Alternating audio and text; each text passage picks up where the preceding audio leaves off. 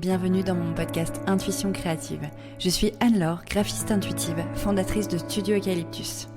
J'accompagne les entrepreneurs dans leur communication alignée en créant leur identité de marque, leur site web et leur direction artistique. L'intuition, l'écoute de soi, la créativité et l'éveil font partie de mon quotidien. Ici, tu retrouveras mes conseils et prises de conscience pour être pleinement épanoui dans ta vie d'entrepreneur holistique. Tu peux me retrouver sur Instagram en suivant Studio Eucalyptus. Là-bas, tu y retrouveras mon quotidien, mes conseils en tant que graphiste et directrice artistique. Hello, j'espère que tu vas bien. Je suis ravie de te retrouver aujourd'hui dans ce tout nouvel épisode de mon podcast Intuition créative. Aujourd'hui, nous allons parler d'identité visuelle, mais surtout des choses à savoir avant de se lancer dans la création de son identité visuelle. Je vais te partager vraiment les indispensables, toutes les petites choses que je demande à mes clients avant même de créer, d'imaginer, de faire le mood board, d'être dans l'inspiration, vraiment les choses indispensables avant toute création d'identité visuelle. Je vais toutes te les partager pour que tu puisses toi aussi te préparer à la création de l'identité visuelle sans foncer droit dans le mur, tête baissée et faire une identité visuelle qui te correspondra pas. Avant toute chose, du coup, il est important pour moi de te rappeler ce qu'est une identité visuelle. Une identité visuelle, ou appelée aussi branding, c'est l'image qui va être créée autour de toi, de ton entreprise, pour te représenter. Elle va être composée d'un logo principal. Le logo, ça va être le nom de ton entreprise, le slogan qui a en dessous en général et l'illustration qui le compose. L'illustration qui compose un logo principal, ça s'appelle un isotype. Donc un logo, ça regroupe l'isotype, le nom de l'entreprise et le slogan. Dans ton identité visuelle, tu auras donc ton logo, des déclinaisons de logo pour pouvoir être lisible sur tous les supports de communication, quels qu'ils soient en fonction du format, et aussi pour pouvoir varier ta communication.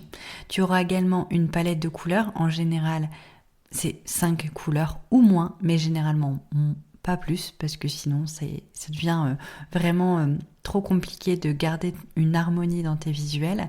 Et ensuite, une association de typographies. En général, il y a 3 typographies maximum. Une pour le titre, une pour les sous-titres et une pour le corps de texte pour avoir vraiment de la lisibilité et de la clarté quand tu as une grande quantité de texte. Donc voilà ce que compose généralement une identité visuelle. Parfois tu as des choses en plus qui vont venir s'ajouter comme des illustrations supplémentaires pour venir illustrer chaque domaine de ton activité ou des émotions particulières, des messages que tu as envie de véhiculer. Donc voilà, pour te résumer ce qu'est une identité visuelle, pour remettre les choses à plat avant que je t'explique ce qu'il faudra faire avant de te lancer dans cette création.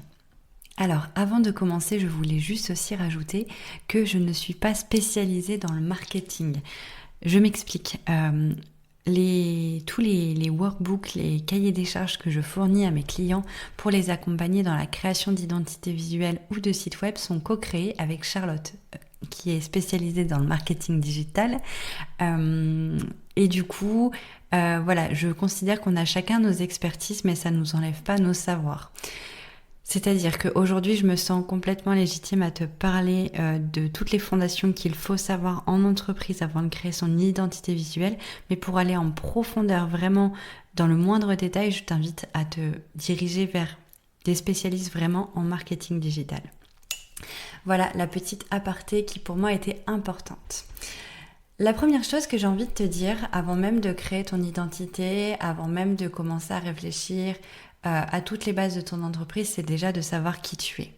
Quelles sont tes valeurs? Est-ce que tu as déjà fait le point sur tes valeurs personnelles, quelles qu'elles soient, par rapport à...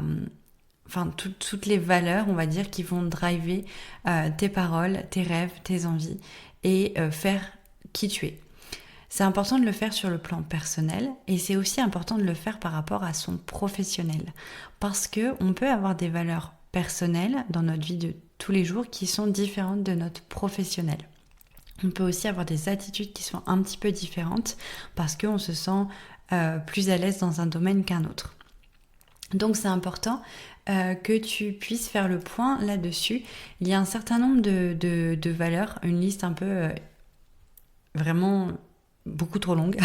Je ne pourrais pas aujourd'hui te citer toutes les valeurs qu'il y a, mais tu peux les retrouver dans un de mes freebies que je propose en téléchargement gratuit sur mon site qui s'appelle Comment optimiser l'utilisation de son identité.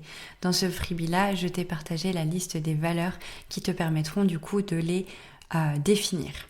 Donc dans la liste des valeurs, tu vas pouvoir retrouver l'abondance, la clarté, le divertissement, le dynamisme, l'éducation, la foi, la force, l'espoir, l'équilibre, le dépassement de soi, la curiosité. Il y en a tellement, le silence, la simplicité, la précision, la justice, la joie, l'intuitivité, la vitesse, la vision. Enfin bref, il y a vraiment énormément de valeurs. Et c'est important vraiment de prendre le temps de toutes les lire et moi en général, parce que je le fais souvent parfois pour voir si je suis toujours alignée dans ce que je propose, c'est tu fluotes vraiment tout ce qui pour toi fait sens, et puis après tu vas fluoter d'une autre couleur ou entourer d'une autre couleur celles qui sont vraiment indispensables pour toi, celles qui sont fondamentales. Donc voilà, fais le point sur déjà premièrement qui elles sont pour toi en tant que personne et quelles sont aussi celles de ton entreprise. Vraiment qui vont driver du coup tout ce que tu vas entreprendre au quotidien avec tes clients. Donc ça c'est vraiment la première chose à faire qui va vraiment être le socle. La deuxième chose à faire, c'est déjà de définir ce que tu fais. Qu'est-ce que tu aimes faire ? Quelles sont tes offres ? Si tu n'as pas encore défini tes offres, il est important, vraiment, je te l'assure, après avoir accompagné plus d'une 50aine d'indépendants, surtout dans les métiers de la thérapie, de l'énergétique, du bien-être, du coaching, etc. Si tu n'as pas défini tes offres en amont et que tu sais pas encore trop ce que tu vas faire, c'est compliqué de faire une identité visuelle alignée. Donc prends le temps, si c'est 1 mois, si c'est 2 mois, si c'est plus, peu importe, mais prends le temps de bien définir tes offres. Alors je sais très bien, les offres ne sont pas une fois qu'on les a définies, c'est pas irréversible, elles peuvent évoluer constamment, mais c'est quand même important d'avoir une bonne base. Comment tu vas accompagner tes clients, si c'est sur le long terme, si c'est des accompagnements un peu flash, si c'est de l'accompagnement en groupe, si c'est en groupe comment, si c'est en présentiel, etc. Enfin vraiment, reclarifier vraiment les bases de tes offres, d'avoir une idée de vraiment où tu vas. Parce que le fait de savoir où tu vas, ça va te permettre aussi de définir ton client de cœur. Donc, définis tes offres. Envisage peut-être des offres que tu vas pouvoir proposer court terme, des offres que tu vas pouvoir proposer moyen terme et long terme. Ça, c'est possible. Tu n'es pas obligé de tout mettre en place tout de suite sur le court terme pour ton entreprise, mais vraiment que tu saches où tu vas et ce que tu vas faire. Une fois que tu as bien défini ça, tu vas pouvoir définir, comme je le disais, ton client de cœur. Donc pour le définir, c'est en fait les personnes avec lesquelles tu souhaites travailler au quotidien, avec lesquelles tu vas avoir envie de communiquer, avec lesquelles tu vas avoir envie de travailler vraiment sans te lasser, parce que c'est des personnes avec qui ça vibre, des personnes avec qui tu vas pouvoir parler le même langage aussi, des personnes qui ont un besoin leurs besoins, tes offres répondent à un besoin qu'ils ont en commun, tes clients de cœur. Et du coup, comme ce besoin, comme tes offres, c'est ta passion, tu vas pouvoir répondre à leurs besoins vraiment avec passion. Et du coup, c'est vraiment quelque chose qui va permettre de te motiver, de te donner envie d'accompagner au quotidien. Pour définir ce fameux client de cœur, alors j'ai pas envie de te mettre tout de suite dans la peur de te dire tu vas t'enfermer, etc. Comme je te disais, je suis pas la spécialiste du marketing, etc. Mais je comprends très bien les peurs de se nicher. Mais sache que quand tu te niches, ça n'empêche pas que tu fermes tu fermes pas les portes à tout le monde. Tu peux te nicher avec une clientèle de cœur, mais sur ton chemin, avoir d'autres personnes qui sont pas forcément le persona identique à ton client de cœur, mais où les 3/4 de de sa personne, en fait, va faire sens avec qui tu es et tu pourras les accompagner. Ça va pas te fermer toutes les portes, mais au moins tu sauras à qui tu vas communiquer. Si tu ne sais pas à qui tu dois t'adresser, si tu ne sais pas qui tu as envie d'accompagner, quand tu vas devoir créer de la création de contenu, de la communication, tes offres, etc., tu sauras pas en fait à qui tu t'adresses. Donc ça sera très compliqué pour toi de pouvoir créer une communication pertinente, percutante et qui va vraiment générer du résultat. Donc les questions un peu basiques enfin non pas basiques mais indispensables on va dire pour définir ton client de cœur, ça va être quelles sont les personnes qui t'inspirent, qu'est-ce qui te fait le plus plaisir quand tu entreprends. Et du coup, cette chose qui te fait le plus plaisir quand tu entreprends, elle répond à quel besoin et quelles sont les personnes qui ont ce besoin-là. Donc ça, c'est important. Après aussi, qu'est-ce qui fait sens pour toi dans une discussion, dans une communication? Qu'est-ce qui est important pour toi? Est-ce qu'il est important pour toi d'avoir en face de toi quelqu'un qui a la même sensibilité? Ou ça n'a pas forcément d'importance la partie sensibilité, mais par contre tu as besoin de t'adresser à une classe d'âge vraiment précise. Voilà, ça c'est des petites questions à te poser. Je suis sûre que tu trouveras plein de contenu sur Internet. Je t'invite encore une fois à aller voir ma partenaire d'entreprise, de business, Charlotte Cuidad. À l'entreprise Cuidad, elle propose pas mal de contenu gratuit sur son site. Je te mettrai le lien sur son blog pour pouvoir approfondir ça. Et tu vas pouvoir trouver aussi plein de ressources un peu partout sur le web pour vraiment, vraiment approfondir en détail. Moi, dans mes accompagnements d'identité visuelle, de création d'identité visuelle, c'est quelque chose que je fais avec un workbook qui me permet d'être vraiment en immersion avec mes clients. Et du coup, on pose aussi les bases et on va chercher ensemble, grâce à ce workbook-là, le client de cœur. Ensuite, ce qui est important aussi du coup, c'est bien évidemment, je voulais en venir là, c'est une fois que tu sais tes valeurs, une fois que tu sais du coup avec qui tu as envie de travailler, ça va être de définir ton positionnement. Alors attention, je suis en plein remaniement aussi de mon positionnement. Sache que quand tu vas poser ton positionnement, quand tu vas le travailler, rien n'est gravé. C'est-à-dire que c'est des choses qui vont pouvoir évoluer constamment. C'est des choses qui vont... alors, je t'invite pas à modifier ton positionnement tous les mois, mais c'est des choses qui vont être évolutives en fonction de tes envies, en fonction de l'évolution de ton entreprise. Le positionnement, c'est une phrase en fait qui va résumer ton activité en citant ta cible, tes offres et qui tu es et comment tu le fais. En gros, c'est... j'ai mon amie Charlotte du coup qui dit souvent pour simplifier les choses, c'est quand on te pose la question qu'est-ce que tu fais dans la vie, c'est la réponse à laquelle tu vas, c'est le positionnement, c'est la phrase que tu vas donner en fait. Du coup, en général, quand on est dans une discussion et qu'on dit qu'est-ce que tu fais dans la vie, tu vas pas dire je ne sais pas. Ou alors tu vas pas forcément faire un monologue qui va durer 10 minutes. C'est important de synthétiser. Donc cette phrase d'un seul coup, si là maintenant je te pose qu'est-ce que tu fais dans la vie, la phrase qui ressort. Et une fois que donc note cette phrase qui ressort et une fois que tu l'as définie, on va la peaufiner pour qu'elle réponde vraiment au positionnement marketing. Donc il faudrait que dedans il y ait la cible, l'offre et qui tu es. Pour exemple, moi, mon positionnement actuel, c'est j'accompagne les entrepreneurs œuvrant dans l'éthique, le bien-être et l'holistique dans l'affirmation de leurs valeurs grâce à une identité digitale alignée. Comme tu peux le voir, je ne vais pas détailler dans identité digitale alignée tout ce que je fais. C'est-à-dire que je ne dis pas identité visuelle, site internet, direction artistique, réseaux sociaux, etc. Parce que du coup, sinon, ça ferait un catalogue. Donc, identité digitale alignée, pour moi, ça va synthétiser tout ce que je fais. J'accompagne les entrepreneurs, donc c'est autant des hommes que des femmes, donc je ne ferme pas les portes à tout le monde, qui œuvrent dans l'éthique, l'holistique et le bien-être. Donc c'est des personnes qui sont sensibles à ça et je les accompagne. Voilà, moi en tant que graphiste intuitive. Donc voilà un petit peu pour te donner un exemple. Je ne vais pas approfondir plus pour ce sujet, mais c'était vraiment pour que tu saches que c'était important de le définir. Et ensuite, en dernier, Je trouve qu'il est aussi très très très important, et je pense que toutes mes connaissances dans le marketing digital me diront que oui, c'est important et qu'il ne faut pas passer à côté.